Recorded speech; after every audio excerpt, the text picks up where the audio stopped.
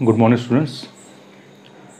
तो last time हमने किया था कि किन किन तरीक़ों से हम इंड्यूस करंट को प्रोड्यूस कर सकते हैं।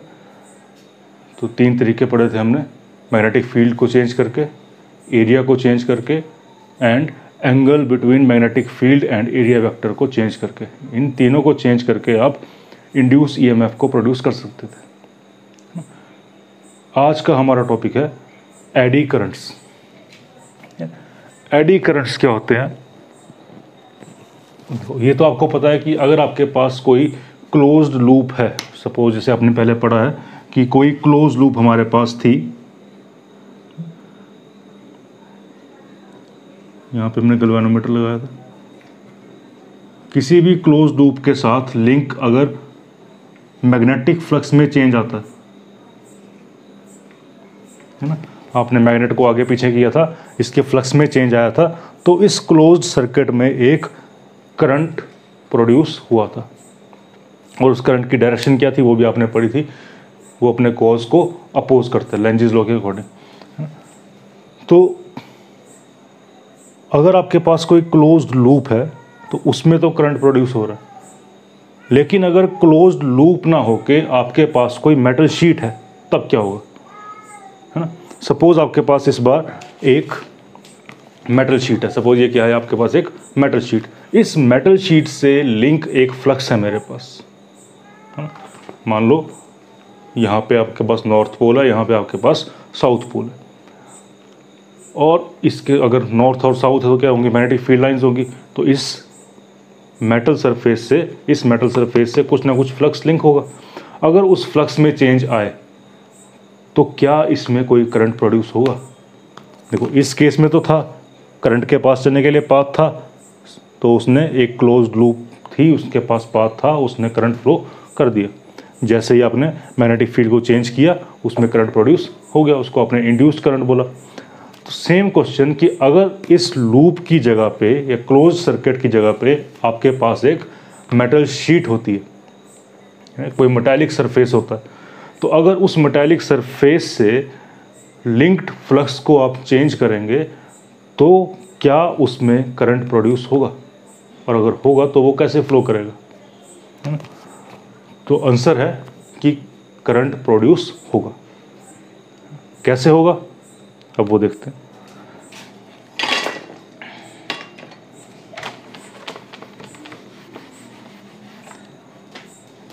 सपोज आपके पास कोई शीट है,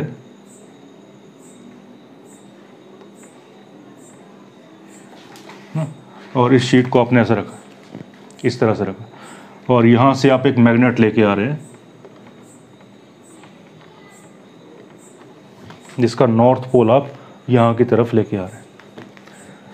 तो वही फ्लक्स है ना, बहुत सारा फ्लक्स होगा। जब तक दूर है तब तक कुछ और, जैसे जैसे नज़दीक लाते जाओगे फ्लक्स में भी क्या आएगा, इंक्रीज आएगा। अभी सिर्फ 3 लाइंस पास कर रही हैं, जब नज़दीक आएगी तो सारी लाइंस पास करेंगी।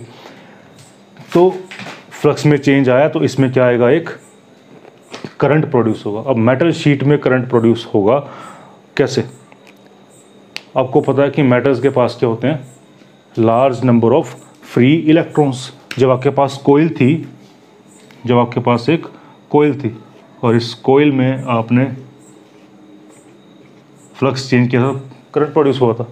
सपोज आपके पास इस तरह का करंट प्रोड्यूस हुआ, हाँ, जब आप इसने साथ फ्लक्स चेंज किया, मान लेते हैं ऐसा करंट प्रोड्यूस हुआ। तो कोयल इलेक्ट्रॉन्स फ्लो किए, इलेक्ट्रॉन्स के फ्लो करने से क्या बनता है, करंट बनता है। तो यहाँ पे मेटल शीट में क्या होगा, आपके पास नंबर ऑफ फ्री इलेक्ट्रॉन्स हैं बहुत सारे, है ना। तो फ्लक्स जब चेंज करेगा तो वो इलेक्ट्रॉन्स क्या करेंगे, मूव करना शुरू कर देंगे। अब नेचर आपको पता है, नेचर के अकॉर्डिंग क्या है कि इंड्यूस करंट जो प्रोड्यूस होता है वो अपने कॉज को अपोज करता है, ये हमने पढ़ लिया है। तो यहाँ पे भी सेम वही काम करेगा। अगर आप नॉर्थ पोल को नज़दीक लेके आ रहे हो तो यहाँ पे जो इलेक्ट्रॉन्स होंगे, इस शीट में जो इलेक्ट्रॉन्स होंगे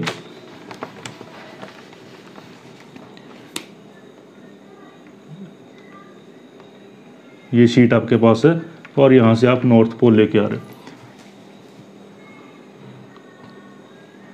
तो इस तरफ इस शीट पे जब आप इस नॉर्थ पोल को इसकी तरफ लेके आओगे तो क्या होगा, ये शीट क्या करेगी, एक ऑपोजिट फील्ड बनाएगी, क्योंकि उसके नज़दीक आने से क्या हो रहा है, अगर ये शीट है और ये आपके पास मैग्नेट है, जब मैग्नेट शीट के नज़दीक आ रही है तो क्या होगा, इस शीट के साथ लिंक्ड फ्लक्स में इंक्रीज आएगा और वो उस इंक्रीज को अपोज करेगा, क्योंकि लेंजेस लॉ सेम है आपके पास कि करंट इंड्यूस जब होगा तो क्या करता है, अपने कोस को अपोज करता है। तो जब इसको नज़दीक लेके आ रहे हो तो फ्लक्स इंक्रीज कर रहा है, यानी कि फ्लक्स के इंक्रीज करने को अपोज करना है। तो इस साइड आते आते उसके क्या हो रहा है, मैग्नेटिक फील्ड इंक्रीज कर रही है, तो आपको ऑपोजिट मैग्नेटिक फील्ड तैयार करनी है। ठीक है, तो इलेक्ट्रॉन क्या करेंगे, एक सर्कुलर पाथ में घूमना शुरू कर देंगे, और इलेक्ट्रॉन होंगे वो एक बड़ा पाथ बना लेंगे, और इलेक्ट्रॉन होंगे एक और पाथ बना लेंगे। तो इलेक्ट्रॉन्स क्या करते हैं, एक मेटल शीट में घूमना शुरू कर देते हैं। जैसे यहाँ पे इलेक्ट्रॉन होंगे तो वो इलेक्ट्रॉन इस तरह से घूमना शुरू कर देंगे, बहुत सारे इलेक्ट्रॉन्स को इस तरह से घुमाना शुरू कर देंगे। क्यों, क्योंकि नेचर के अकॉर्डिंग काम होता है, और नेचर क्या बोलता है कि जब भी इंड्यूस ईएमएफ प्रोड्यूस होगा वो अपने कोस को अपोज करेगा। तो उसको इस नॉर्थ पोल के यहाँ से फ्लक्स में इंक्रीज आ रहा है, उस इंक्रीज को अपोज करने के लिए मेटल ने क्या किया, अपने इलेक्ट्रॉन्स को रिवॉल्व कराया, और इलेक्ट्रॉन्स के रिवॉल्व करने से क्या बनता है, करंट बनता है। यानी कि ये भी एक क्या बन गई, करंट कैरिंग कोयल की तरह काम कर रहा है ना। तो नॉर्थ पोल अगर इधर आने से फ्लक्स इंक्रीज कर रहा है तो एक फील्ड हमें बनानी पड़ेगी उसके ऑपोजिट, है ना। मैग्नेट यहाँ की तरफ आ रही है, फील्ड इंक्रीज कर रही है इस साइड के लिए, तो इस तरफ इलेक्ट्रॉन्स का मोशन ऐसा होगा कि वो फील्ड के क्या हो, ऑपोजिट हो। तो फील्ड के ऑपोजिट कैसे होगा, उस तरफ के लिए ऐसे यही होगा, इस तरह से मतलब कि कैसा, एंटी क्लॉकवाइज। तो ये एंटी क्लॉकवाइज चलना शुरू कर देंगे, इलेक्ट्रॉन्स क्या करेंगे, एंटी क्लॉकवाइज घूमना शुरू कर देंगे। अब ये जो करंट आपको दिख रहा है, देखो जैसे पानी में पत्थर मारते हैं, ठीक है, किसी तालाब में पत्थर फेंकोगे तो वेव्स सी बनती हैं, है ना, उसको वेव्स को क्या बोलते हो आप, एडी बोलते हो, तो भंवर की तरह। तो एडी करंट कहाँ पे आएंगे, जब हम क्लोज्ड लूप की बात नहीं करेंगे, हम बात करेंगे इसकी एक मेटल सरफेस की बात करेंगे, है ना।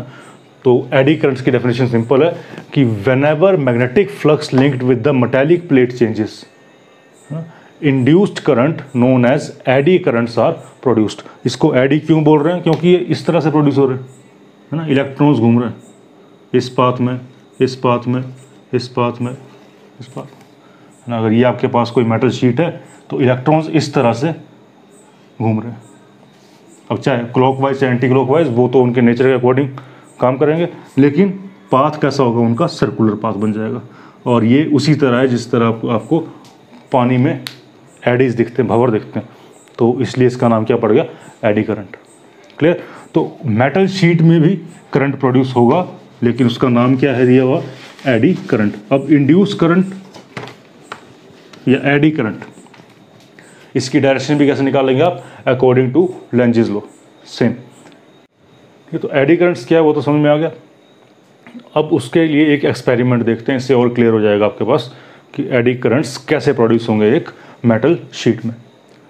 तो सपोज आपके पास ये एक मेटल शीट है, ठीक। इस मेटल शीट को आपने एक सपोर्ट से हैंग किया है और थ्रेड लगा दिया और इसको ऑसिलेट करवा रहे हो, सिंपल, है ना। क्या कर रहा है ये, ऑसिलेट कर रहा है। तो सपोज आपने इसको हैंग किया और ऑसिलेट करवाया, इसने 10 ऑसिलेशन की और ये रुक गया। फिर सेकंड केस में आपने क्या किया कि इधर एक मैग्नेट रखी नॉर्थ पोल, एक यहाँ पे रखा साउथ पोल, या साउथ पोल नॉर्थ पोल कुछ भी, तो आपने इसको 2 मैग्नेट के बीच में रखा और अब ऑसिलेट करवाया जब आपने इसको, तो क्या हुआ, ये 10 के बजाय 4 बार ही ऑसिलेट कर पाए, है ना। हो सकता है 2 बार करे, 3 बार करे, या 1 बार में रुक जाए, वो डिपेंड करता है कि आपकी फील्ड कितनी स्ट्रॉन्ग है या वीक है। तो हो क्या रहा है, जब आपने मैग्नेट नहीं लगाई थी तो ये आराम से ऑसिलेट कर रहा था, है ना। 10 बार इसने ऑसिलेट किया फिर जाके ये रुका। लेकिन जैसे ही आपने इसको मैग्नेट के बीच में ऑसिलेट करवाया किसको, ये है क्या, एक मेटालिक प्लेट। तो जैसे ही आपने मेटालिक प्लेट को मैग्नेट्स के बीच में ऑसिलेट करवाना चाहा, वो 4 बार में रुक गया, यानी कि क्या हो गई, डैम्पिंग, इसको बोलते हैं डैम्पिंग। तो ये डैम्पिंग क्यों हुई, अब इसको समझो कि डैम्पिंग क्यों हो रही है। देखो, जब आपके पास मैग्नेट है, तो मान लो यहाँ से मैग्नेट शुरू हो रही है, ठीक है, इसके आगे से मैग्नेट शुरू हो रही है, यहाँ से यहाँ पे आपने रखा है साउथ पोल, ठीक है, फिर ये रखा है और फिर यहाँ पे, यहाँ से यहाँ तक नॉर्थ पोल। अब जैसे ही, समझ गए ना, यहाँ से आगे मैग्नेट शुरू हो रही है, यहाँ से यहाँ तक, तो जैसे ही ये अभी मेटालिक प्लेट यहाँ पे, इसके पास मैग्नेटिक फ्लक्स लिंक कितना है, 0, कोई फ्लक्स नहीं है क्योंकि अभी मैग्नेट से बाहर है। धीरे धीरे जैसे ही आपने इसको छोड़ा, ये ऑसिलेट करते हुए यहाँ पहुँची, अभी तक फ्लक्स कितना है, 0, अभी भी 0, अभी भी 0। अब जैसे ही इसने इसको क्रॉस करना शुरू किया, जैसे इसके कांटेक्ट में आई, इसको क्रॉस करना शुरू किया, तो अब इसका फ्लक्स क्या होगा, धीरे धीरे इंक्रीज़ करेगा। इस पॉइंट पे क्या करेगा, धीरे धीरे इंक्रीज़ करेगा, इंक्रीज़ करेगा, इंक्रीज़ करेगा, मैक्सिमम हो जाएगा। और जैसे ही नेक्स्ट पॉइंट पे मैग्नेट से बाहर जाएगा, अब यहाँ से क्या कर रहा है, रेंज से बाहर जाएगा, बाहर जाएगा तो फ्लक्स कम कम कम कम कम और फिर 0।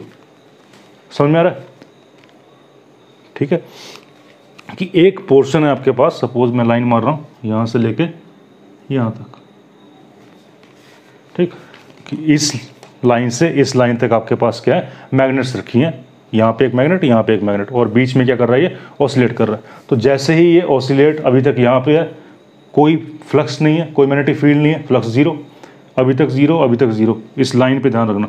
जैसे ही ये मैग्नेटिक फील्ड लाइंस में अंदर घुसना शुरू करेगा, देखो कर रहा है, तो धीरे धीरे इसका फ्लक्स इंक्रीज़ करना शुरू करेगा, इंक्रीज़ करेगा, इंक्रीज़ करेगा, इंक्रीज़ करेगा, अब देखो मैक्सिमम हो जाएगा। फिर अब इस लाइन पे ध्यान दो, यहाँ से बाहर निकलना शुरू कर रहा है, तो flux decrease decrease decrease decrease decrease और फील्ड से बाहर 0। यही हो रहा है।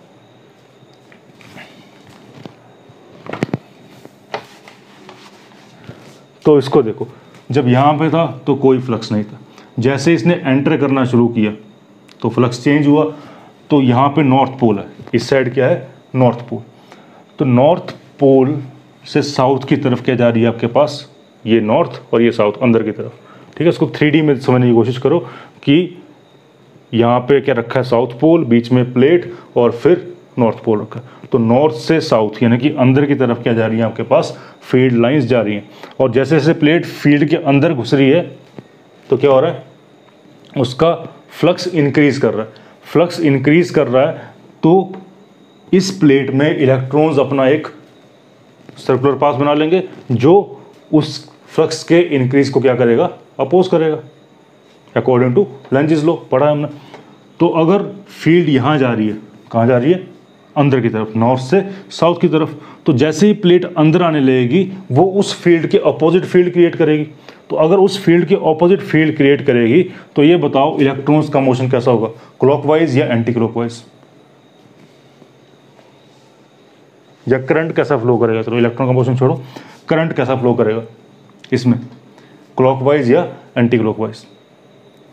तो अगर फील्ड ऐसी बन रही है तो मेटालिक प्लेट ऑपोजिट फील्ड बनाएगा बाहर की तरफ, और बाहर की तरफ फील्ड बनाने के लिए करंट कैसा होना चाहिए, तभी बाहर की तरफ बनेगी। तो इसका मतलब करंट ऐसा फ्लो करेगा, एंटी क्लॉकवाइज। तो जो ये आपके पास मेटालिक प्लेट में एंटी क्लॉकवाइज करंट फ्लो करना शुरू कर देगा। क्लियर हो गया, ठीक। अब ये कब की बात है, जब आपकी मेटालिक प्लेट ने फील्ड में एंटर करना शुरू किया, इस टाइम की बात है, क्योंकि फ्लक्स इंक्रीज कर रहा है। लेकिन उस इंक्रीज को अपोज करने के लिए इसने क्या कर दिया, एक ऑपोजिट करंट बना दिया। ऑपोजिट करंट यानी कि एंटी क्लॉकवाइज। और आपको पता है this is north and this is south. Anti-clockwise means north pole and clockwise means south pole. तो एंटी क्लॉक बनाया है, मतलब इस तरफ आपकी तरफ क्या बन रहा है, नॉर्थ पोल, यानी कि प्लेट की आपकी तरफ नॉर्थ पोल बन रहा है और उसके ऑपोजिट क्या बनेगा, साउथ पोल, है ना। अगर प्लेट के यहाँ पे क्या बन रहा है, नॉर्थ पोल, तो प्लेट के इस वाले पार्ट पे क्या बनेगा, साउथ पोल। अब देखो यहाँ नॉर्थ और पीछे साउथ, तो अपोज कर रहा है। जैसे ही ये प्लेट यहाँ पे एंटर लगी करने, जब जैसे ही एंटर होने लगी तो क्या हो रहा है, ये नॉर्थ पोल था, इसने इसके इस साइड एक नॉर्थ पोल डेवलप कर लिया, तो नॉर्थ और नॉर्थ क्या करेंगे, रिपेल, तो वो उसको अंदर आने के लिए अपोज करेगा। साउथ साउथ क्या करेंगे, रिपेल करेंगे, अंदर आने के लिए अपोज करेगा। ठीक, तो जैसे ही ये इसने एंटर करना शुरू किया, नॉर्थ के सामने नॉर्थ बन गया, साउथ के सामने साउथ बन गया। क्लियर। अब ये धीरे धीरे पूरा अंदर चला गया, तो अभी क्या है, फील्ड कैसी है, मैक्सिमम। तो जब तक ये अंदर है तब तक करंट ऐसा ही फ्लो करेगा। ठीक, लेकिन जैसे ही ये इस फील्ड से बाहर लगने लगेगा, ये फील्ड दिख रही है, जैसे प्लेट इससे बाहर जाने लगेगी तो फिर से क्या आएगा, फ्लक्स में डिक्रीज आएगा, और फ्लक्स में डिक्रीज आएगा तो लेंजेस लॉ के अकॉर्डिंग करंट की डायरेक्शन बताओ। अब जब कब की बात कर रहे हैं, जब ये इस फील्ड को छोड़ के बाहर निकल रहा है ना। मान लो ये इस फील्ड को छोड़ के अब बाहर निकल रहा है, यहाँ की तरफ आ रहा है। अब ये प्लेट यहाँ पहुँच रही है, बाहर की तरफ जा रही है। तो जब बाहर जाएगी, मान लो इस पोजीशन की बात कर रहे हैं, आधी बाहर गई है, ये आधी बाहर गई, तो धीरे धीरे क्या हो रहा है, आपके पास फ्लक्स डिक्रीज कर रहा है। तो डिक्रीज का अपोज क्या होगा, इंक्रीज, यानी कि इसको इस बार कैसी फील्ड बनानी पड़ेगी, अंदर की तरफ। समझ में आ रहा है, कैसी फील्ड बनानी पड़ेगी, अंदर की तरफ। क्यों, क्योंकि इस बार आपकी मेटालिक प्लेट यहाँ से बाहर जा रही है, मतलब फ्लक्स क्या हो रहा है, डिक्रीज हो रहा है। तो ये उस डिक्रीज को अपोज करेगी, डिक्रीज को अपोज करेगी मतलब फ्लक्स को इंक्रीज करना चाहेगी, यानी कि मैग्नेटिक फील्ड को और स्ट्रॉन्ग करना चाहेगी। फील्ड की डायरेक्शन क्या थी, नॉर्थ से साउथ, ये डायरेक्शन थी नॉर्थ से साउथ, तो ये उसी डायरेक्शन में करंट बनाना चाहेगी। उसी डायरेक्शन में कैसे बनेगा, ऐसे बनेगा। सेम अगर आप क्लॉकवाइज चलोगे तभी फील्ड कहाँ बनेगी, अंदर की तरफ, तो वो उस डिक्रीज को क्या कर देगी, अपोज। तो इसका मतलब इस बार करंट कैसा बनेगा आपके पास, क्लॉकवाइज। कैसा बनेगा, क्लॉकवाइज। समझ में आया। अब क्लॉकवाइज बना मतलब देखो, क्लॉकवाइज बन रहा है तो मतलब क्या हुआ कि इस साइड क्या बनेगा, साउथ पोल, और इस साइड क्या बनेगा, यानी कि आपके साइड क्या बनेगा, साउथ पोल, और इस साइड क्या बनेगा, नॉर्थ पोल। अब देख लो, नॉर्थ पोल की साइड क्या बन रहा है, साउथ पोल, और साउथ की तरफ क्या बन रहा है, नॉर्थ पोल। यानी कि ये इसको क्या करेगी, अट्रैक्ट करेगी। अट्रैक्ट करेगी तभी वो अपने चेंज को क्या कर पाएगी, अपोज। अट्रैक्ट करना था। क्लियर। तो जैसे ही ये फील्ड के अंदर जाना चाहती है, यानी कि जैसे फ्लक्स इंक्रीज कर रहा था, इसने उस इंक्रीज को अपोज करने के लिए क्या किया, अपने यहाँ पे नॉर्थ पोल बना लिया और यहाँ पे साउथ पोल बना लिया, ताकि ये इसको रिपेल कर पाए, और रिपेल करे तो फ्लक्स डिक्रीज हो। ठीक, और जैसे ही यहाँ पहुँची तो मैक्सिमम हो गया। अब इसके बाद फ्लक्स ने क्या होना था, डिक्रीज। तो इस डिक्रीज को अपोज करने के लिए क्या कि मैक्सिमम फ्लक्स कहाँ था, सेंटर में। तो जैसे ये बाहर जा रही थी तो इसने इसका ऑपोजिट बना लिया, इसको वापस खींचना चाह रहा है कहाँ, इसी रीजन के अंदर, ताकि फ्लक्स क्या हो जाए फिर से मैक्सिमम। यहाँ जाके क्या हो रहा है, डिक्रीज। तो लेंजेस लॉ बोलता है कि अपोज करेगा। डिक्रीज करने के लिए उसको क्या करना पड़ा, यानी कि इंक्रीज करने के लिए क्या करना पड़ेगा, इस पोल के ऑपोजिट पोल बनाना पड़ेगा। तो वापस कहाँ जाएगा, यहाँ पे। तो इसलिए ऑपोजिट बना। क्लियर हुआ। तो एक बार फिर से देखो, सिंपल वही है जो हमने पहले पढ़ा। आपके पास एक मेटालिक प्लेट है, इस मेटालिक प्लेट को आपने दो पोल्स के बीच में रखा है, एक साउथ पोल, बीच में मेटालिक प्लेट, और फिर एक नॉर्थ पोल। समझ में आ गया। अब जैसे ही आपकी प्लेट ऑसिलेट कर रही है, ऑसिलेट करते करते फील्ड के अभी तक जीरो फील्ड है ना, यहाँ पे फील्ड कितनी है, जीरो। जब ये बाहर है तो कोई फ्लक्स नहीं, कोई करंट प्रोड्यूस नहीं होगा, कोई इंड्यूस करंट नहीं बनेगा। जैसे ही प्लेट ने अंदर एंटर करना शुरू किया, इन दो इसके बीच में एंटर करना शुरू किया, तो इसका फ्लक्स इंक्रीज करने लग पड़ा। फ्लक्स इंक्रीज करने लगा तो इंक्रीजिंग फ्लक्स की वजह से उसमें एक इंड्यूस करंट प्रोड्यूस होगा, एडी करंट प्रोड्यूस होगा, जो कि अपने कॉज को अपोज करेगा। कॉज क्या था? कॉज था कि फ्लक्स का इंक्रीज करना, तो फ्लक्स के इंक्रीज करने को अपोज करेगा। तो फ्लक्स इंक्रीज कैसे कर रहा था? नॉर्थ से साउथ, नॉर्थ से साउथ अंदर की तरफ फील्ड बन रही थी, तो उसको अपोज करने के लिए क्या उसने एक ऑपोजिट फील्ड बना ली इस तरफ, तो ऑपोजिट फील्ड बन गई। अब ऑपोजिट फील्ड बनी इस तरफ की, यानी कि आपके पास जो प्लेट थी उसके इधर क्या बन गया? नॉर्थ पोल, और ऑपोजिट से क्या बन गया? South pole. तो नॉर्थ और नॉर्थ रिपेल करते, साउथ और साउथ रिपेल करते। इसका मतलब ये इसको अंदर आने का अपोज कर रहा था, ठीक है, क्योंकि ये चाह रहा था इसका फ्लक्स क्या हो जाए, फिर से कम हो जाए और जीरो हो जाए। तो फर्स्ट से कम या जीरो करने के लिए उसको क्या किया उसने? रिपल्शन दे दी। लेकिन ड्यू टू ग्रेविटी वो अपना मोशन करेगा, है ना। Newton first law of motion भी करे कि जो चीज़ मोशन में वो मोशन में रहेगी, रेस्ट में रहेगी, थोड़ी सी ग्रेविटी। तो जो इसके पास मोशन था उस मोशन की वजह से थोड़ा आगे तो जाएगा, लेकिन अपोजिंग फील्ड भी प्रोड्यूस करेगा। अब जैसे ये दो मैग्नेट्स के बीच में आया, इसका फ्लक्स क्या हो गया? मैक्सिमम हो गया। अब फिर वही ड्यू टू मोशन इनर्शिया की वजह से वो फिर से क्या करेगा? आगे जाएगा, है ना। जैसे ही यहाँ से एंटर किया, इनर्शिया की वजह से यहाँ से वापस भी जाएगा। तो फील्ड से जैसे ही बाहर निकलेगा तो क्या होगा? इस बार मैक्सिमम था, इसके पास अभी जो प्लेट यहाँ पे थी, क्या है उसके पास? मैक्सिमम फ्लक्स है। अब जैसे ही फील्ड से बाहर निकलना शुरू करेगा, फ्लक्स डिक्रीज करना शुरू करेगा, तो उस डिक्रीज को अपोज करने के लिए वो सेम साइड पे फील्ड बनाएगा। तो डिक्रीज को अपोज करने के लिए उसने सेम साइड पे फील्ड बनाई, नॉर्थ से साउथ की तरफ। तो करंट की डायरेक्शन कैसी होगी? क्लॉकवाइज। क्लॉकवाइज मीन्स आपको पता है साउथ, और ऑपोजिट साइड क्या बन जाएगा? नॉर्थ। तो जब फ्लक्स मैक्सिमम था तो भी वो उसको बाहर नहीं जाने देना चाहता, कि वो चाहता है कि उसका फ्लक्स कैसा रहे? मैक्सिमम रहे। मैक्सिमम कैसे रहेगा? जब वो उसको अट्रैक्ट करेगा प्लेट को, है ना। तो प्लेट को अट्रैक्ट करने के लिए नॉर्थ और साउथ, साउथ और नॉर्थ अट्रैक्शन। तो मतलब जब एंटर करेगा तो वो रिपल्शन देगा, और जब वो एग्जिट करेगा तो वो उसको अट्रैक्शन देगा। हर केस में वो क्या कर रहा है? लेंजेस लॉ को फॉलो कर रहा है और अपने कॉज को अपोज कर रहा है। समझ में आया ना। तो ये तो थी आपके पास प्लेट्स। अगर इसी प्लेट को मैं ऐसा कर दूं, बीच से कुछ कट्स लगा दूं इसी प्लेट में, सपोज सेम प्लेट आपके पास, और उस सेम प्लेट में आपने कुछ स्लॉट्स बना दिए इस तरह से बना दिया, है ना। और इस स्लॉट्स वाली प्लेट को आपने इसके बीच में घुमाया। अगर आप इस प्लेट को घुमाओगे और इस प्लेट को घुमाओगे, दोनों में डिफरेंस क्या आएगा? थोड़ा सोचो, क्या डिफरेंस आना चाहिए आपके अकॉर्डिंग?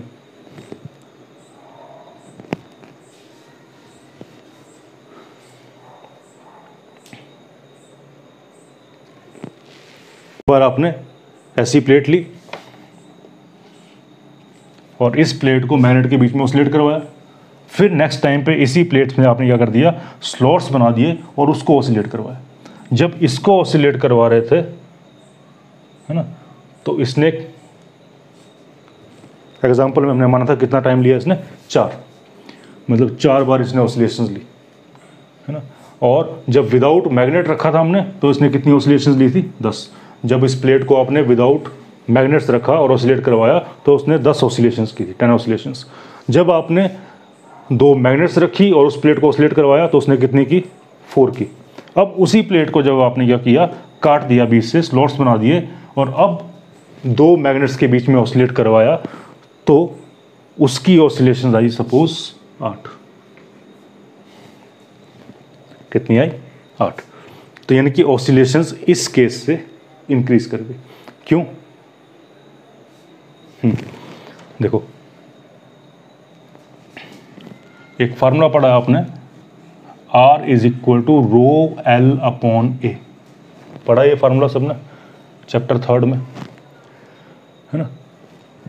R रेजिस्टेंस और A एरिया, L लेंथ।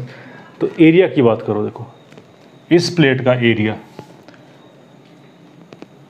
और इस प्लेट का एरिया डिफरेंस है। जब एरिया ज़्यादा था तो रेजिस्टेंस कम थी। एरिया जब ज़्यादा था इस केस में, है ना, एरिया ज़्यादा था तो रेजिस्टेंस कम थी, और इसमें एरिया कम है तो रेजिस्टेंस क्या होगी? ज़्यादा होगी। रेजिस्टेंस ज़्यादा होगी मतलब एडी करंट्स कम प्रोड्यूस होंगे, और कम प्रोड्यूस होंगे तो ऑपोजिशन भी क्या होगी, कम होगी।